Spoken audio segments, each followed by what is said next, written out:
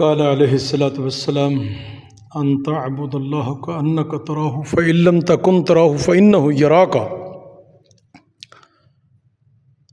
کیا فرمایا ہے کہ اللہ کے سامنے ایسے کھڑے ہو جیسا کہ آپ اس کو دیکھ رہے ہیں۔ اگر یہ داعیہ جذبہ پیدا نہیں ہوتا تو وہ تو ہمیں دیکھ ہی رہا ہے۔ ایک حدیث مبارکہ میں صلو کما رأیتمونی اصلی،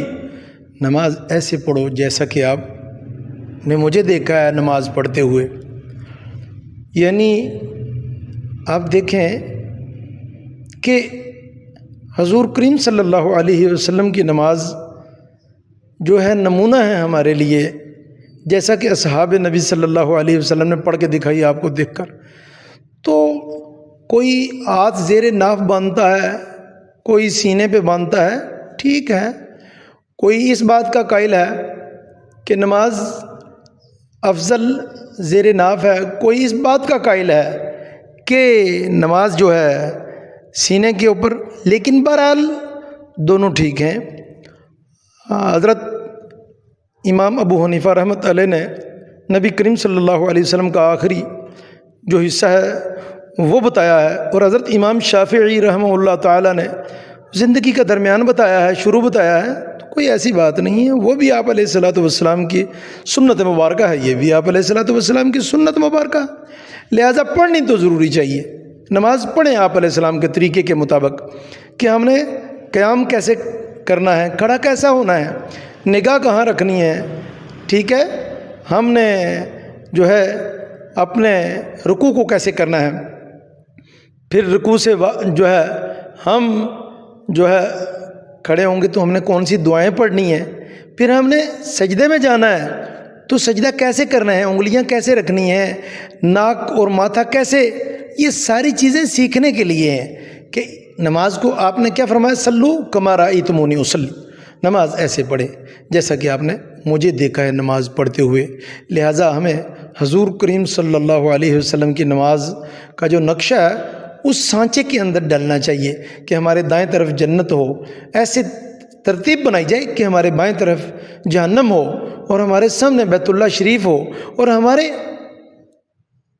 پیٹھ کے پیچھے کیا ہو، ملک الموت، پاؤں کے نیچے پل صراط، بال سے باریک، تلوار سے تیز، پانی سے نرم، نیچے جہنم، سامنے جنت، اور اوپر سے رب العالمین ہمیں دیکھ رہا ہے۔ تو ایسی کیفیت بنانی چاہیے ہمیں نماز کے اندر کہ ہمیں اوپر سے اللہ کریم دیکھ رہے ہیں، ہم سورۃ فاتحہ پڑھ رہے ہیں، ہم سورہ پڑھ رہے ہیں، ہم تسبیح پڑھ رہے ہیں، ہم تکبیر کہہ رہے ہیں، ہم اس کے اندر اللہ کی حمد و ثنا بیان کر رہے ہیں، تو ہمیں